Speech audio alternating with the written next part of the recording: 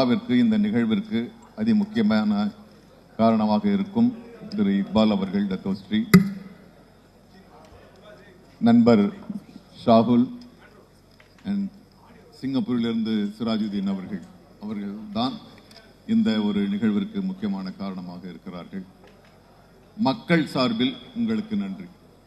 எல்லாரும் சொல்வதைப் போல இன்றைக்கு ஊடகங்கள், இந்த மீடியாக்கள் மீது மக்களுக்கு நம்பிக்கை இல்லாமல் இருக்கிறது. பரபரப்பாக ஒன்று நடக்க வேண்டும் என்பதற்காக செய்திகள் திரித்து கூறப்படுகின்றன. அதனால் பல விஷயங்கள், அரசியல் முடிவாக இருந்தாலும் சரி, எங்களுடைய சினிமா துறை பல நல்ல படங்கள் இந்த தவறான செய்திகளால் காணாமல் போய்விடுகின்றன. ஆக இந்த சூழலில் நான் உண்மையில் ஒன்று சொல்லுகின்றேன். எனக்கு செய்திகள் பார்ப்பது மிக மிக அவசியம். தேர்ந்தெடுத்து சில சேனல்ஸ் தான் நான் பார்ப்பேன். நான் அதில் ரொம்ப முக்கியமாக ஒரு ஆங்கில சேனல், அதை மட்டும்தான் நான் பார்ப்பேன். ஆனால் அதுவும் சில அழுத்தங்களால் வாங்கப்பட்டது அப்படின்னு உடனே அந்த 24/7 நான் பார்க்கறதே விட்டுட்டேன். நியூஸ் 24/7 அந்த சேனலை சொல்ல, நான் நியூஸே பார்த்துட்டேன். ஸோ அதுக்கப்புறம் திரும்பியும் இந்த நம்பிக்கை என்னை திரும்பியும் நியூஸை பார்க்க வைக்குது. ஏனென்றால் இந்த விழாவை மிக அழகு தமிழில் ஆரம்பித்து வைத்த திரு இக்பால் அவர்களுடைய பேச்சில் நம்பிக்கைக்கு ஆதாரமான உண்மை எனக்கு தெரிந்தது. உங்கள் பேச்சில் உண்மை எனக்கு கடத்தப்பட்டது. அதில் எந்த ஒரு பகட்டும் இல்லை, எந்த ஒரு அலங்காரமும் இல்லை. எதற்காக ஆரம்பித்தார்கள், எதுவரை வளர்ந்திருக்கிறோம், எதற்காக இங்கு வந்திருக்கிறோம், இன்னும் இங்கு கொண்டு செல்ல வேண்டும் என்பதை மிக உண்மையாக கூறினார்கள். அந்த உண்மைதான் நம்பிக்கை. உலகத்திலேயே இந்த மனித சமுதாயம் இன்றும் நம்பிக்கொண்டிருப்பது நம்பிக்கை தான்.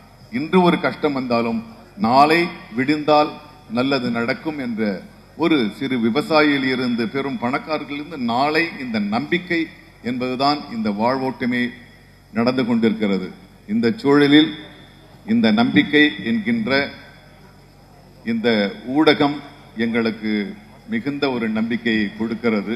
ஏனென்றால் தெளிவான உண்மையான செய்திகள் எங்களுக்கு கிடைக்கும் என்ற நம்பிக்கை. தம்பி சீமான் அவர்கள் சொன்னது போல, நீங்கள் கிளை விடுவதல்ல, வேர் விட வேண்டும். இங்கு வேறிட்டிருக்கிறீர்கள், நாங்கள் உங்களுக்கு உரம் போடுகின்றோம். உண்மையாக நம்பிக்கை வளரட்டும்.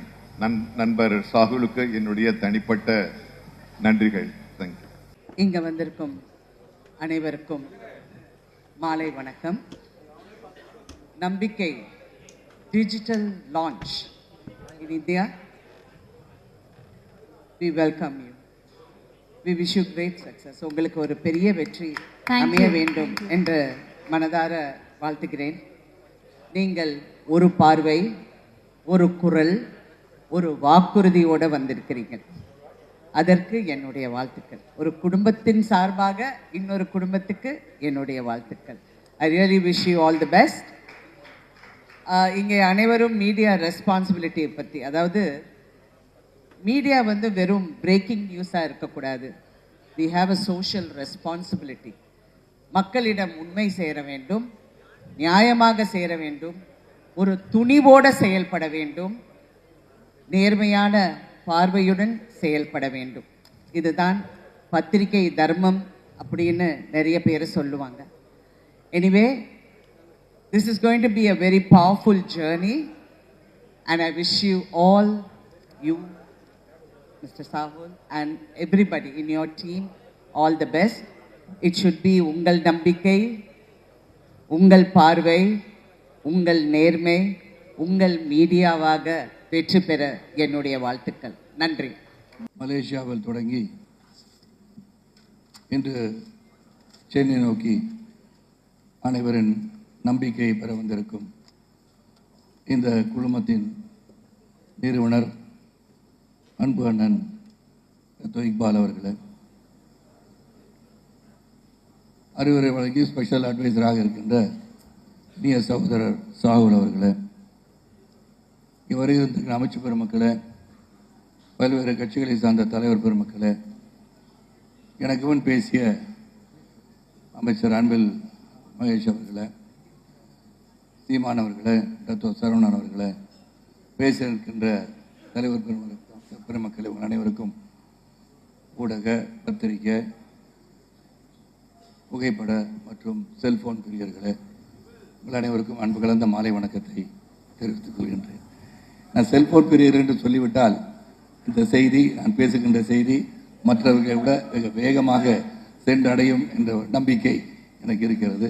ஆகவேதான் அந்த செல்போன் பிரியர்களுக்கு நான் என்றுமே ஒரு நன்றியும் வணக்கத்தையும் தெரிவித்து விடுகின்றேன். நம்பிக்கை, எனக்கும் பத்திரிகை உலகத்திற்கும் என்ன சம்பந்தம் என்று பார்த்தீர்கள் என்று சொன்னால், அதிக நேரம் நான் எடுத்துக்கொள்ள விரும்பவில்லை. என் பெரியப்பா ஆதித்தனார் அவர்கள் ஒரு காலகட்டத்திலே பத்திரிகை துவங்கும் போது அந்த காகிதத்தை காலையிலே அதை செய்வதற்கான முயற்சி எடுத்து காகிதத்தை உருவாக்கி அதை உலர வைத்து பிறகு அச்சிட்டு கையிலே கொண்டு சேர்க்கின்ற ஒரு பத்திரிகையாக தான் தினத்தந்தி உருவாக்கியது என்பது எனக்கு தெரியும். காரணம், என் பெரியப்பாவுடன் என் தந்தையாரும் அதில் சில நாட்கள் பயணித்தார்கள் என்பதை இங்கு நான் சுட்டிக்காட்ட விரும்புகிறேன்.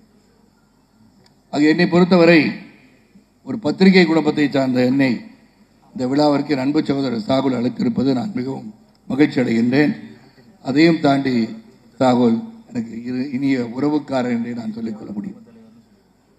அதன் பிறகு பத்திரிகை உலகிலே நான் காலையிலே தெருக்களிலே சென்று பத்திரிகை விநியோகம் செய்ய ஆரம்பித்து பெங்களூரிலிருந்து அலுவலகத்தை தொலைபேசி மூலம் தொடர்பு கொண்டு நான் கல்வி கற்ற காரணத்தினாலும் பிஎஸ்சி கணிதம் படித்த காரணத்தினாலும் நான் பத்திரிகையாளராக மாறிவிடலாமா என்று கேட்கும்போது, நீங்கள் அந்த தொழிலை நீங்கள் அதை செய்யலாம் என்று சொன்னார்கள்.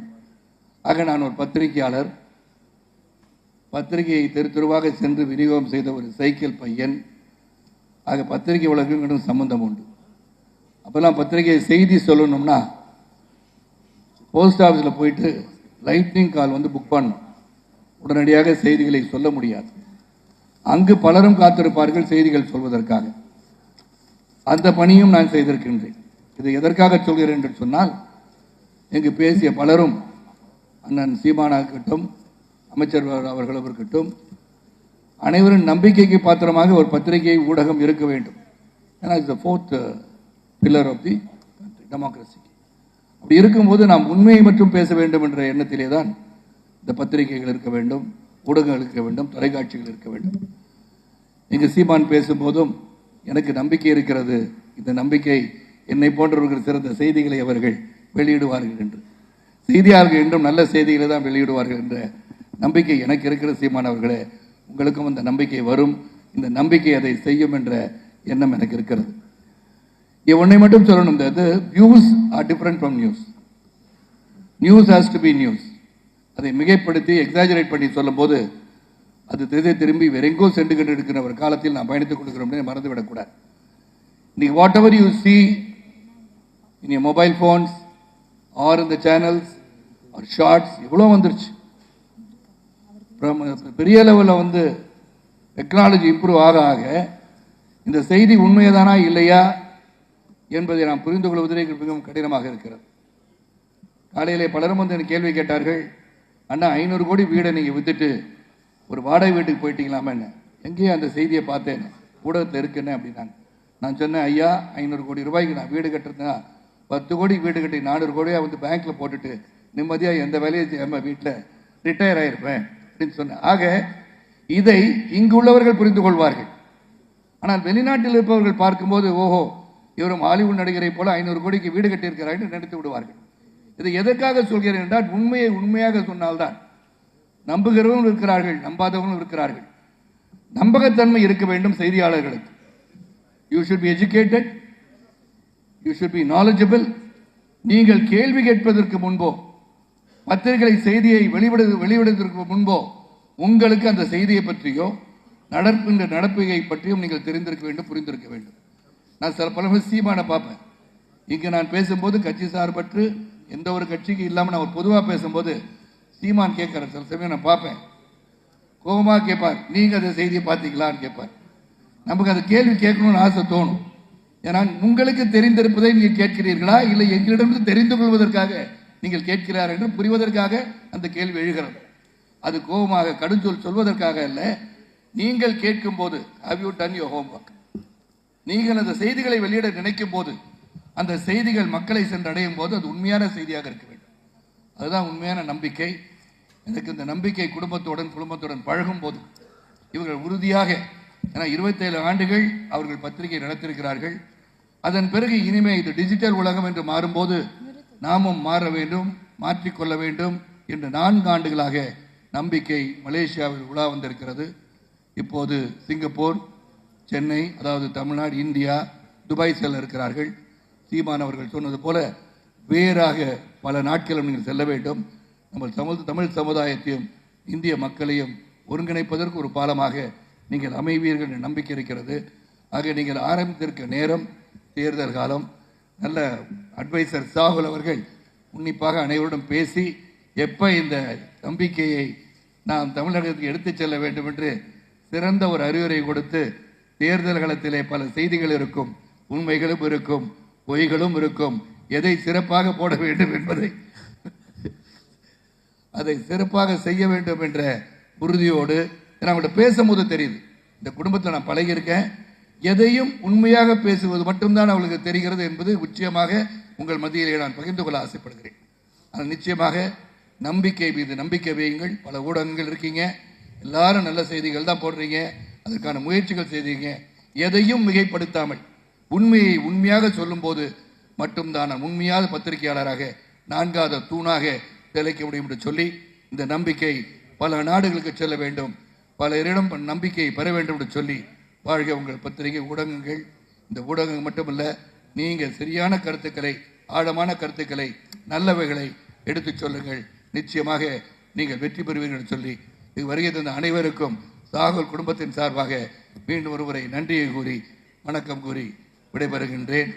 நன்றி, வணக்கம். அனைவருக்கும் வணக்கங்களை நான் தெரிவித்துக் கொள்கின்றேன். தத்தோ இக்பால் அவர்களுக்கும் தத்தோ ஷாகுல் அவர்களுக்கும், குறிப்பாக இந்த நம்பிக்கை குளோபல் லான்ச் இன்னைக்கு அதிகம் தேவைப்படுகின்ற விதமாக, இந்த நம்பிக்கை தமிழில் சொன்னால் நம்பிக்கை விதைக்கக்கூடிய ஒரு நாளாக இந்த நாள் இருக்கின்றது. போராட்டமே யார் நம்பிக்கை யார் பெறுவதில் தான் இருக்கிறது.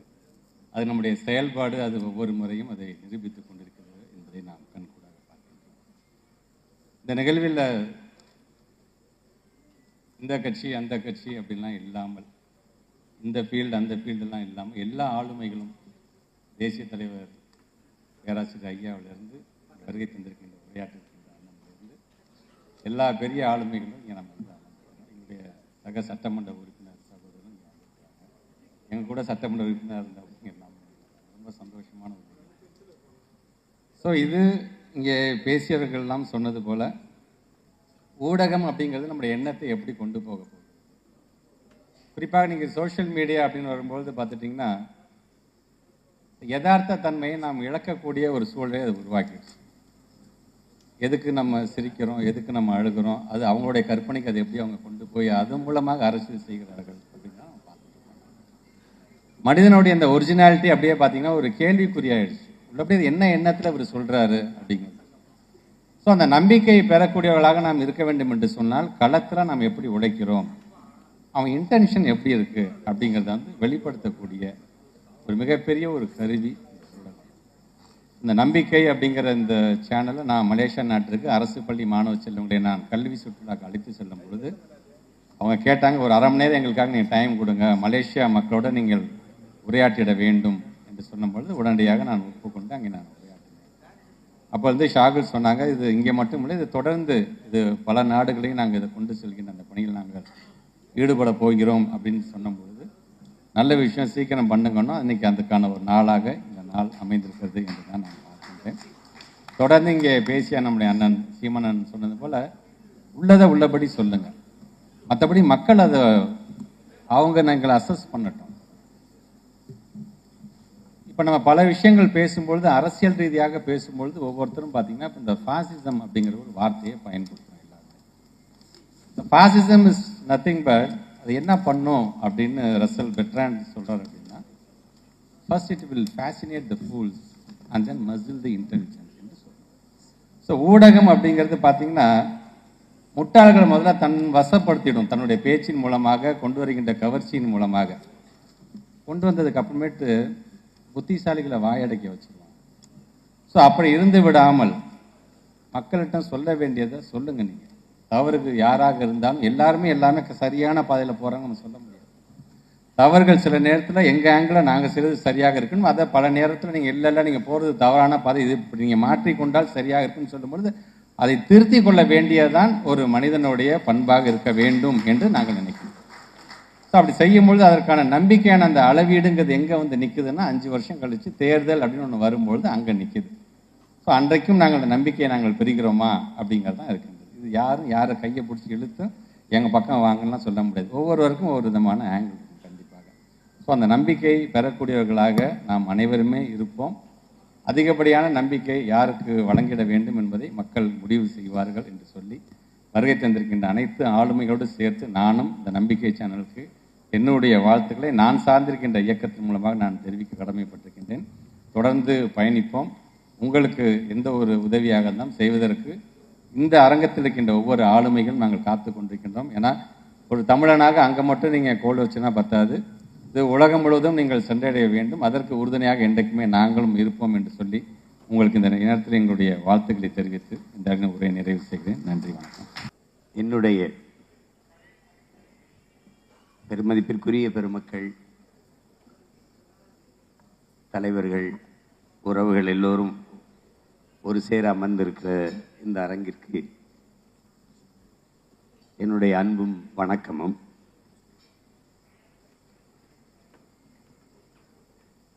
ஊடகம் என்பது சமூகத்தின் கண்ணாடி. தெரியும், இன்னைக்கு ஊடகங்கள் பெரும்பாலும்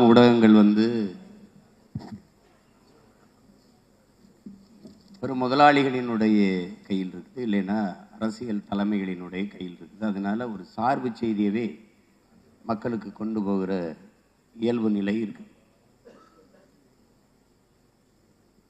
இந்த மாதிரி காலகட்டத்தில் ஒரு நம்பிக்கைக்குரிய ஊடகமாக இந்த நம்பிக்கையை என்போன்றவர்கள் பார்க்கிறோம். இந்த நம்பிக்கை என்பது ஒரு ஒரு வார்த்தை இல்லை. உங்களுக்கு உலகில் பல்வேறு மாறுதல்களை ஏற்படுத்திய ஒரு சொல்லது. ஆதியில மனிதன் காடுகளில் வாழும்போது இலைதலையை ஆடையாக அணிந்து கொண்டிருக்கும் போது அவன் சிலந்தியை பார்க்கிறான். அந்த சிலந்தி தன் வலையை பின்னுவதை பார்த்து ஏன் இதுபோல நாம் ஆடையை பின்ன முடியாது என்று எண்ணுகிறான். அது அவனுடைய நம்பிக்கை. விண்ணில் பறவைகள் பறப்பதை பார்க்கிற போது ஏன் இதுபோல நாமும் பறக்கக்கூடாது, பறக்க முடியாது என்று ஆழ்வர் வைட்டும் வில்வர் வைட்டும் நினைக்கிறான். அது அவனுடைய நம்பிக்கை. பறக்க முடியும்னு நினைக்கிறான். தொலை தூரத்தில் ஒருவனோட நாம் தொடர்பு கொள்ள முடியும் என்று கிரகாம்பல் நினைக்கிறான். அது அவனுடைய படைக்கிறான், அவனுடைய நம்பிக்கை. அது மாதிரி என்போன்றவன் நம்புகிறோம். இந்த நம்பிக்கை உண்மையிலே உண்மையும் நேர்மையான செய்தியை மக்களுக்கு கொடுக்கும் என்று நான் நம்புகிறேன். அது என்னுடைய நம்பிக்கை. எது ஒன்றுமே உங்களுக்கு நம்ம பார்த்த வரைக்கும் ஒரு மனிதன் இன்னொரு மனிதனுக்கு கொடுக்க வேண்டியது ஒன்றே ஒன்று தான் இருக்குது, நம்பிக்கை. ஒரு மனிதன் இன்னொரு மனிதனின் முதுகுக்கு பின்னாடி செய்ய வேண்டியது ஒன்றே ஒன்று தான், தட்டி கொடுக்கறது. அதுதான் நம்ம செய்கிறதில்ல. எல்லாம் தள்ளி விடுறதெல்லாம் இருக்கும், தட்டி கொடுக்கறதில்ல. இல்லை, இங்கே பேசியவர்கள் சொன்னாங்க இது மலேசியா, அப்போ சிங்கப்பூர், இந்தியா, இப்படி பல நாடுகளில் கிளை பரப்புதுன்னு. கிளை பரப்பக்கூடாது, வேர் பரப்பணும். இதுதான் முக்கியம். இங்கே வேர் பரப்புனா தான் கிளை பரப்பணும். அப்படி ஆழமான வேர் பரப்பு தான் நான் பார்க்குறேன். பெருமதிப்பிற்குரிய பெருமகன் சரவணன் அவர்கள் பேசினதை நம்ம பார்த்தோம். அது மலேசியாவில் எவ்வளவு சிறப்புற இந்த இணையம் இயங்குது, இணையதளம், இந்த ஊடகம் இயங்குதுன்னுங்கிறது அவங்க சொன்னாங்க, பதிவு பண்ணாங்க. அப்போ நானும் இதை பலமுறை வாச்சிருக்கேன். இங்கே இருக்கிற சாகுல் அவர்கள் எனக்கு மிகவும் நெருக்கமான உறவு. அதுபோல் இந்த நிகழ்வுக்கு வரணும்னோன்னா எந்த மறுப்பும் இல்லை. அதுக்கு மேலே எல்லாத்துக்கும் மேலே எங்கள் அண்ணன் வந்து நீங்கள் வாங்கினாங்க, அதுக்கு பேச்சே கிடையாது. அது இந்த இவ்வளோ பேர் நிறைந்திருக்கிற இந்த நிகழ்வில் பங்கேற்றதில் எனக்கு பெருமையும் மகிழ்வும். அதில் இருக்குது, எடுத்த உடனே எங்களுடைய நோக்கம் அப்படின்னு இருக்குது. உண்மையும் நேர்மையுமாக நல்ல செய்திகளை, கலை, இலக்கியம், அது சார்ந்த சிறந்த கட்டுரைகள், படைப்புகள், கவிதைகள், ஆக்கப்பூர்வமான செய்திகள் எல்லாம் கொண்டு போய் சேர்ப்போம்னு சொல்லுது. அதை செய்தாலே போதும். அதை செய்வதற்குத்தான் இங்கு ஊடகங்கள் இல்லை. அதை செய்யும் என்பது நம்பிக்கை. அது எங்கள் எல்லோருடைய நம்பிக்கை.